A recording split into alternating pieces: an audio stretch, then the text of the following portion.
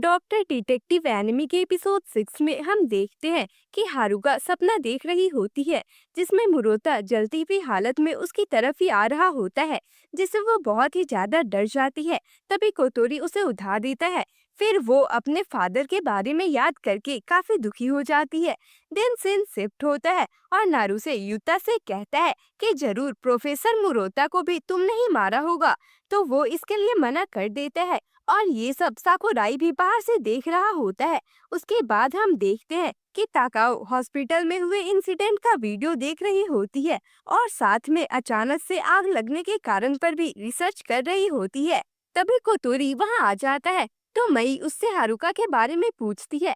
इस पर कोतोरी बताता है कि वो इस इंसिडेंट के कारण बहुत शौक में है।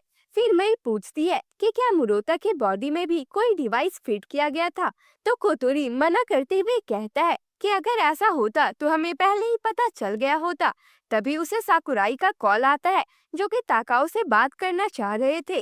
देन ताकाओ फोन लेकर पूछती है कि क्या तुम्हारे पास मुरोता की वाइफ और हारुका की मेडिकल हिस्ट्री है, तो वो हाँ कहते हैं। फिर ताकाओ पूछती है कि क्या मुरोता के पोस्टमार्टम से अभी तक उसके मरने का कारण पता चला है, तो साकुराई कहता है कि नहीं, अभी उसमें और वक्त लगेगा। एंड वो कुछ और भी बोल रहा होता है, लेकिन ताकाओ फोन कट कर देती है और कहती है कि मैं अभी तक इस पजल की लास्ट पीस सॉल्व नहीं कर पाई हूँ। काश मेरे पास मुरोता का ब्लड सैंपल होता। तभी मैं कहती है कि हमारे पास उनका ब्लड सैंपल है। मैंने आग लगने से पहले सैंपल्स ले लिए थे और उसे तो टेस्टिंग के लिए भी भेज दिया गया होगा। इस पर ताकाओ कहती है लेकिन अभी तक उसके रिजल्ट्स नहीं आए हैं। फिर वो जल्दी से उन्हें ब्लड टेस्ट करवाने के लिए कहती है। उसके बाद फिर जब रिजल्ट आता है तो वो लोग देखकर काफी हैरान हो जाते हैं, क्योंकि उसके सारे ऑर्गन्स डैमेज हो चुके थे और साथ में काफी और प्रॉब्लम्स भी थी। एंड फिर ये सब देखने के बाद ताकाओ को पूरा केस समझ आ जाता है और वो कोतोरी को कार निकालने के लिए कहती है।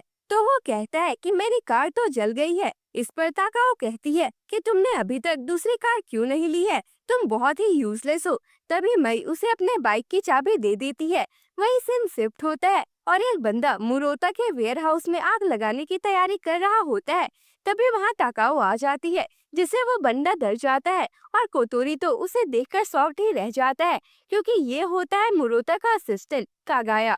देन कोतोरी कहता है कि तुम यहाँ केरोसिन क्यों डाल रहे हो, तो ताकाओ इसका आंसर देते हुए कहती है कि ये यहाँ से एविडेंस मिटाने की तैयारी कर रहा है। ये सुनकर कोतोरी थोड़ा कंफ्यूज हो जाता है, तो ताकाओ बताती है कि स्टार्टिंग से ही इस केस में काफी सारे क्राइम को इनकाउंटर किया गया है, जिसे ये केस देखने में जरूरत से ज्यादा कॉम्प्लिकेटेड लगने लगी। जैसे कि इंजो के कर्ज के कारण ये सारी चीजें हुई है।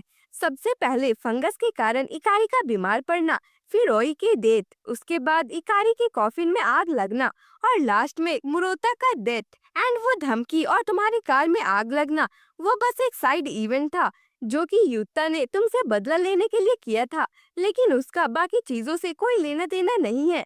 और इन सारे में से ओई और मुरोता का डेथ सबसे इम्पोर्टेंट है, जिस कारण से इस प्लेस को जलाने की तैयारी की जा रही है।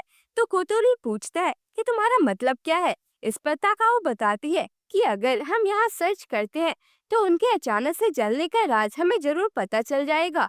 फिर आगे वो बताती है कि जब मुरोता को हॉस्पिटल लाया गया था तो उनके बॉडी में हमें व्हाइट फास्फोरस मिली थी और वही उनकी बीमारियों का कारण भी थी। ये एक बहुत ही खतरनाक केमिकल होता है, जिसके बॉडी में जाने के कुछ ही देर बाद इंसान मर भी सकता है।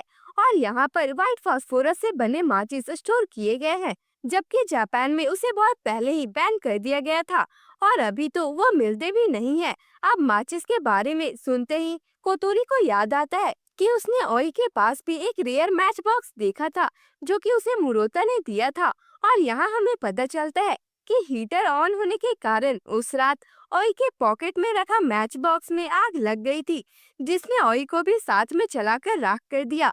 बिल्कुल इसी तरह गर्म ब्लैंकेट्स के कारण मुरोता के पॉकेट में रखी माचिस भी जल गई थी, जिस कारण से उनकी मौत हो गई। फिर ताकाओ एंड कोतोरी सभी बातें कर ही रहे होते हैं, तभी वहाँ डिटेक्टिव्स भी आ जाते हैं। ये देखकर कागाया जल्दी से वहाँ ऑयल फैला देता है और किसी को भी सामने आने से मना करता है।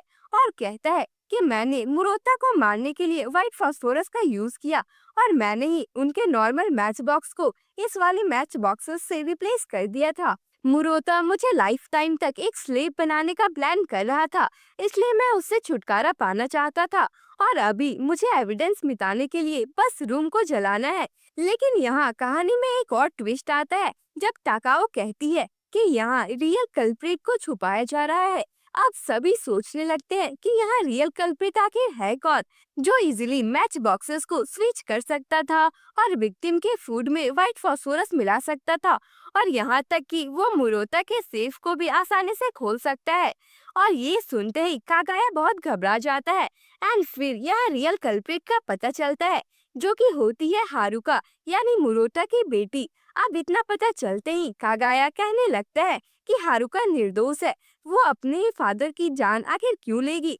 तो यहाँ ताकाओ इसका रीजन भी बताती है कि हारुका और इसकी मॉम कुछ टूटी हड्डियों और चोट की वजह से काफी बार अलग अलग हॉस्पिटल में एडमिट हुए हैं एंड कोई भी पेशेंट सेम इंजरी के लिए यूजुअली सेम ही हॉस्पिटल में जाते हैं। तो यहाँ से हमें पता चलता है कि हारुका की मॉम और हारुका डोमेस्टिक अब्यूज की शिकार थी। इन दोनों के ही एक्सरे में कई सारे खतरनाक बोन फ्रैक्चर्स के निशान है।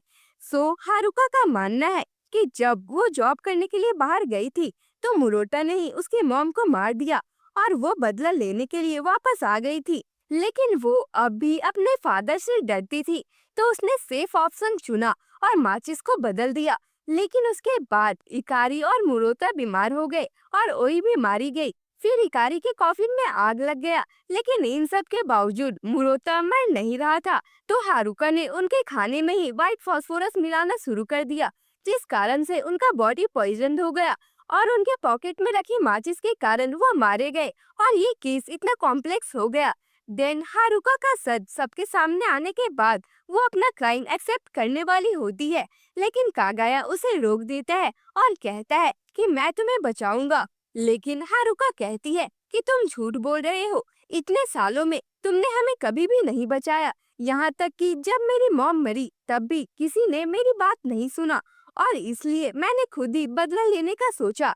लेकिन अब सब खत्म हो गया है और इतना बोलते ही वो वहाँ पर आग लगा देती है, जिसमें सभी तो बच जाते हैं, लेकिन वो खुद ट्रैक हो जाती है और कोतोरी उसे बचाने के लिए आग में चला जाता है। लेकिन हारुका वहाँ से आने के लिए मना कर देती है और तभी वहाँ का दरवाजा भी बंद हो जाता है और चीजें गिरने लगती है। साथ ही कोतोरी भी हार मान लेता है। लेकिन तभी ताकाओ मई का बाइक लेकर रास्ता क्लियर कर देती है और सीधा कोतोरी पर लैंड करती है और गुस्सा करते हुए पूछती है कि क्या तुम मरना चाहते हो। देन वो हारुका को वहाँ से चलने के लिए कहती है, तो वो फिर से मना करते हुए कहती है कि तुम मेरे बारे में कुछ भी नहीं जानती हो।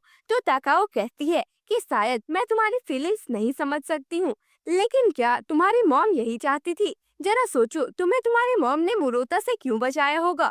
और ये सब सुनकर हारुका इमोशनल हो जाती है और फिर सबको बाहर निकाल लिया जाता है एंड कागाया और हारुका को पुलिस अपने कस्टडी में ले लेती है। फिर कोतोरी ताकाओ से कहता है कि तुम हारुका को मोटिवेट करते हुए बहुत अच्छी लग रही थी और ये सुनकर ताकाओ उसे किक करके शांत रहने के लिए कहती है। फिर कोतोरी उसे अपनी जान बचाने के लिए थैंक्स बोलता है। तो ताकाओ उसे मई के बाइक के लिए कंपनसेट करने के लिए कहती है, जो कि अब पूरी तरह से जल चुका था। और इसी के साथ ये एपिसोड खत्म होता है। तो इसी तरह के इंटरेस्टिंग एनिमीज को देखने के लिए हमारे चैनल को सब्सक्राइब करें और अगर वीडियोस अच्छी लग रही हो तो कमेंट में जरूर बताएं। बाकी मिलते हैं अगले वीडियो में, तब तक के लिए बाय बाय।